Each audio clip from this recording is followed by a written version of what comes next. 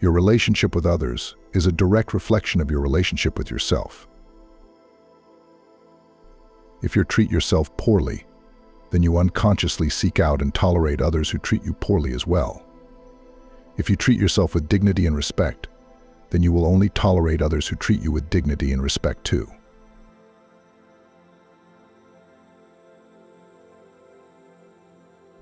The only way to feel better about yourself is to do things worth feeling good about. Respect is earned, not given.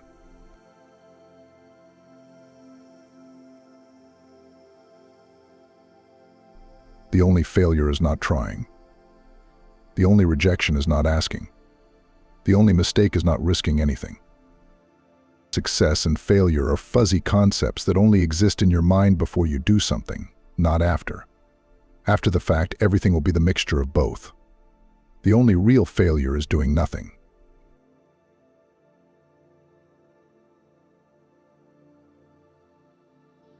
No one is coming to save you.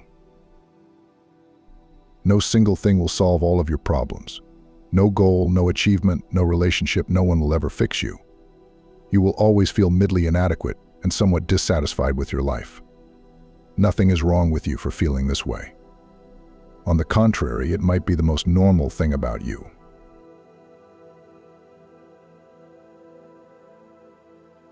Be the partner you want to have.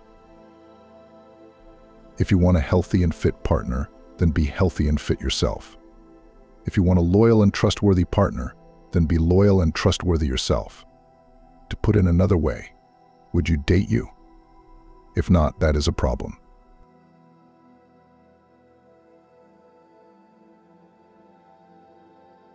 The most valuable things in life compound over a long period of time.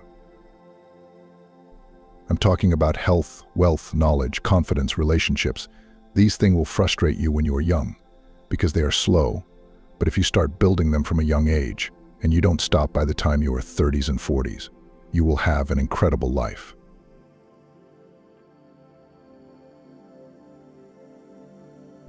The most sexy and exciting things in life are the opposite.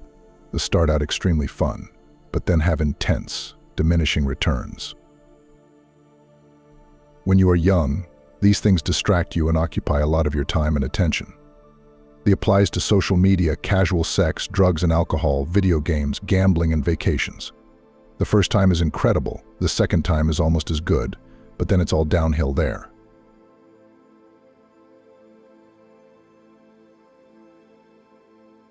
If you aren't turning down things that excite you, you're not focused enough on something that matters.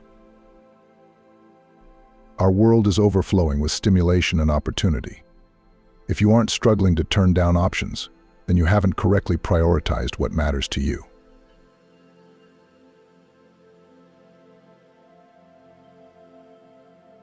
Taking responsibility for all of your problems alleviates more suffering than it creates. Most people assume that if you take responsibility for all the pain in your life, then you will just feel worse about it, but the opposite is actually true. The more responsibility you take, the more you empower yourself to do something about that pain.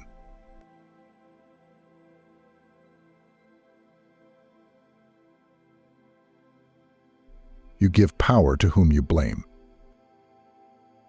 When you blame someone else for your problems, you are giving them power over you. You're allowing them to define and dictate your happiness and well-being.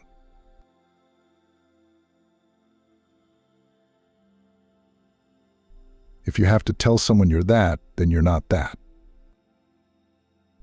A rich man doesn't feel a need to show people he's rich. A smart man doesn't feel a need to tell people he's smart, he just is. Don't say it, be it.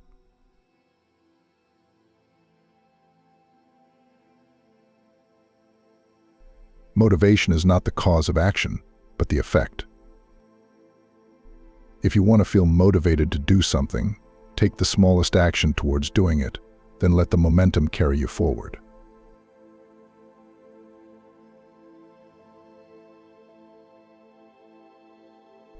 Love is not the cause of commitment, but the effect.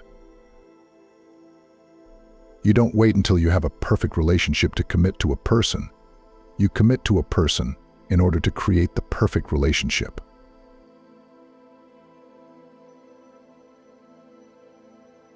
passion is not the cause of good work, but the effect. You don't wait until you find something you love doing. You learn to do something well in the process of developing competency and agency then causes you to become passionate about it.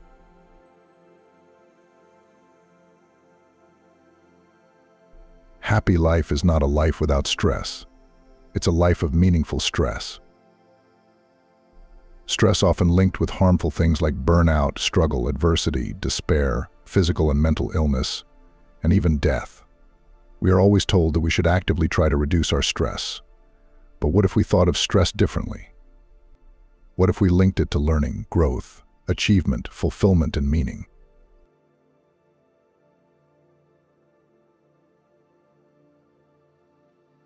Don't view exercise as an exchange for something. You don't work out to lose a few pounds or earn that hamburger and ice cream. With this mindset, you will lose motivation quickly and quit. Instead, view exercise as an investment.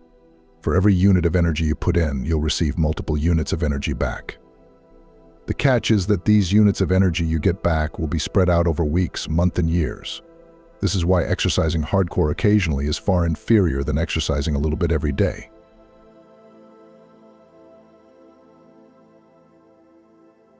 Trust people. Most of them are good, and while you might be hurt or embarrassed sometimes, the alternative is just way worse.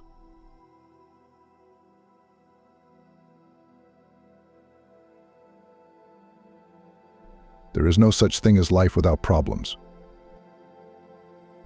Warren Buffett has money problems. A homeless guy has money problems. Buffett's money problems are more desirable than the homeless guy's. Problems don't just disappear, they get exchanged and upgraded for better problems as you grow and evolve. The solution for today's problem will be the seed of tomorrow's.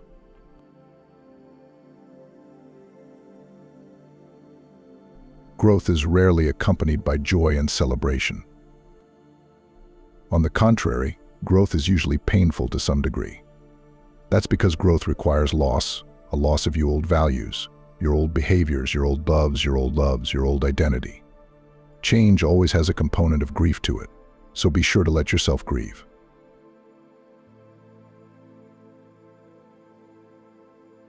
Don't be normal. Statistically speaking, a normal person is physically unhealthy, emotionally anxious and depressed, socially lonely and financially in debt. Don't be normal.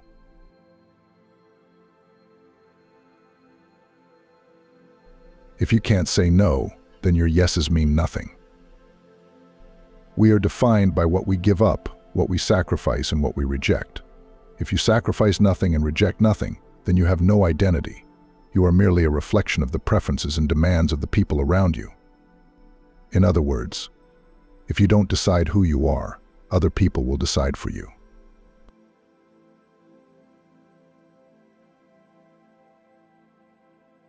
Be careful how you define yourself. Your identity is a self-constructed mental prison, confining you to a life of desperately seeking and finding things to validate whatever you've chosen to become. Define yourself as loosely and ambiguously as possible. You'll feel less defensive towards the world and be willing to change when it's necessary.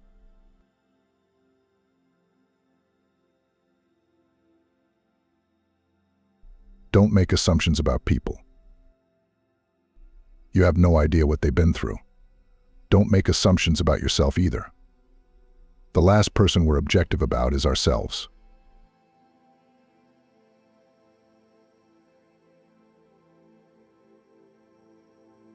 No one thinks about you as much as you think about yourself. Whatever you are insecure about, chances are 99% of people around you haven't even noticed it. This is because everybody else is too busy thinking about themselves. This may strike you as a little bit depressing, but it's actually liberating. It means that you are judged far less than you think.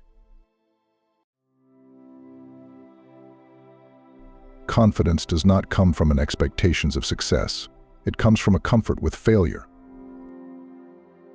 There's a word for someone who feels a need to succeed at everything. Narcissist.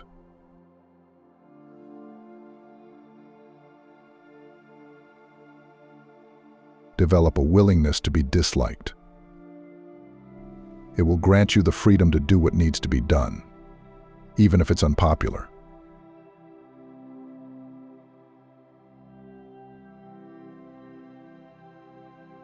You cannot be a life-changing presence to some people without also being a complete joke to others.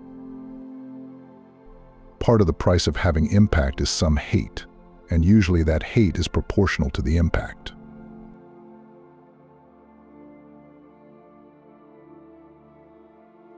Extraordinary results come from repeating ordinary actions over an unordinary amount of time. Any overnight success is secretly the result of quietly working in obscurity for years, if not decades.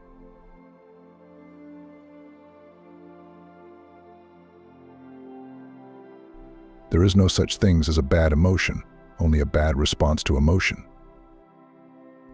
Every emotion can be used constructively or destructively. One of the most useful things you can ever learn in your life is to figure out how to channel your negative emotions constructively.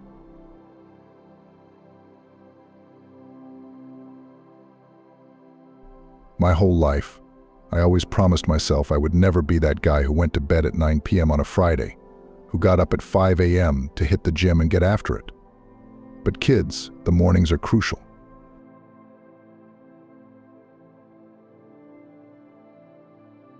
The person you marry is the person you fight with.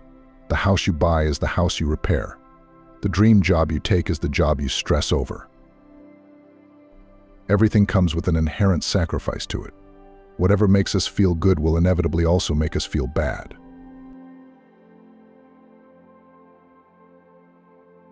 Choosing partner is not about romance.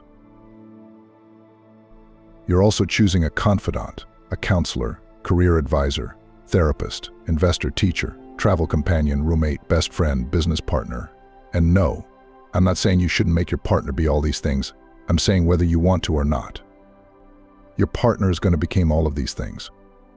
That is what a relationship is. So choose wisely.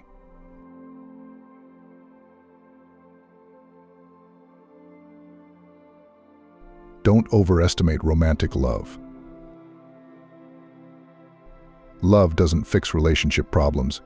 It doesn't make trust issues go away. The truth is, love can harm as much as it heals. It's an amplifier. It's make a good relationship better and a bad relationship much worse. Love is great, but for healthy relationship, love is not enough.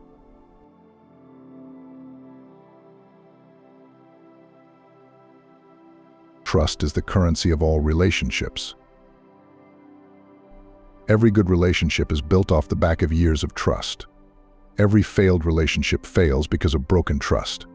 Honesty and integrity are backbones of a life of healthy relationships, and therefore happiness.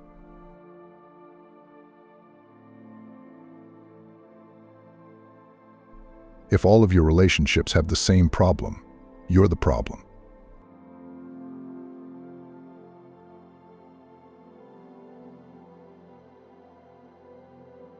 You don't have to prove anything to anyone, including yourself.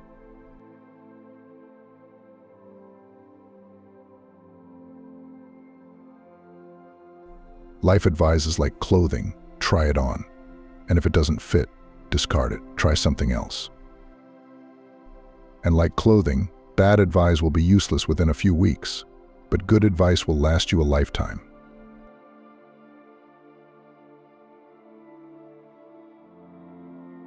Nothing meaningful in life is easy. Nothing easy in life is meaningful. We think we'd like to have everything handed to us on a silver platter, but the truth is that we don't appreciate or enjoy things that we don't struggle for. So stop avoiding the difficult things in your life, and instead find the difficult things you enjoy.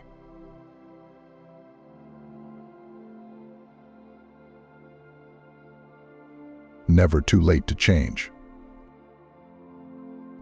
No matter how far you have gone on a wrong road, turn around.